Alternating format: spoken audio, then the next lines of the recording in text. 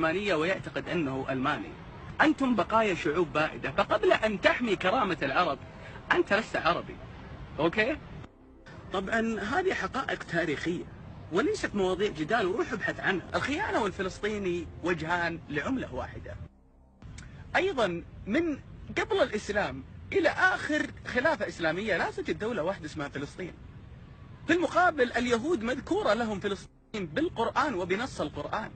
فكونك ترتزق باسم المسجد الأقصى لتجعلنا نخوض حرب لك بالوكالة نضحي فيه بأبنائنا وبمالنا وبكل شيء، العب على غيرنا يا خاين.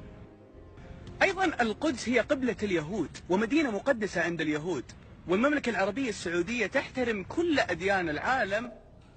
ده مش استثناء يا جماعة، ده نموذج لكثير من المواطنين الشرفاء في المملكة العربية السعودية. السعودية مليانة شرفاء زي ما مصر مليانة شرفاء حقيقة، واللي تؤكد يا جماعة ان فلسطين خونة وباعوا الارض حقيقة، واليهود والمسجد الاقصى ده شيء مقدس، وانك متخيل نفسك انت عرب، انت مش انت مجموعة قبائل حوش على المدنية فلسطين يعني مجموعة قبائل انتوا ما تسووش اي حاجة، وبقى انك تتخيل انك باسم القدس تخلينا ناخد حرب.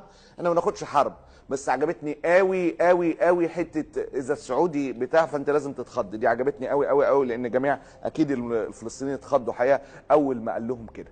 حقيقه عار يعلوه عار وراه عار، واحنا هنشوف ايام اصعب من العار. ها، واللي جاي انيل ومنيل ب60 نيله، واحنا حذرنا.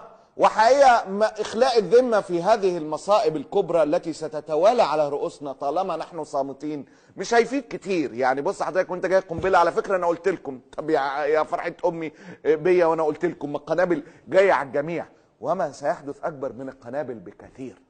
الشاب ده مجرد مثال من ضمن امثله، من ضمن هاشتاجات بتتعمل عشان تقال التطبيع مع الصهاينه. اول صحيفه تعمل لقاء مع رئيس الاركان الصهيوني، حقيقه الشتم في الشعب الفلسطيني، الارهاب في البرومو حقيقه اللي اتصرف عليه كتير قوي انه فلسطيني.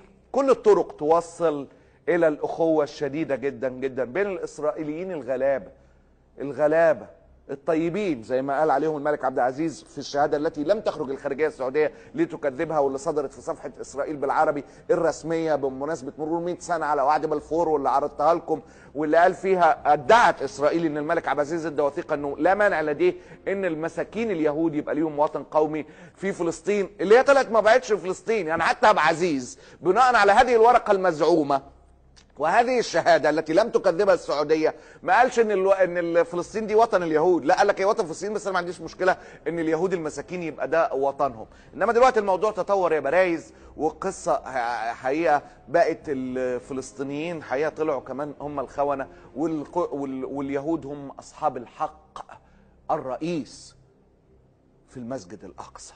تخيل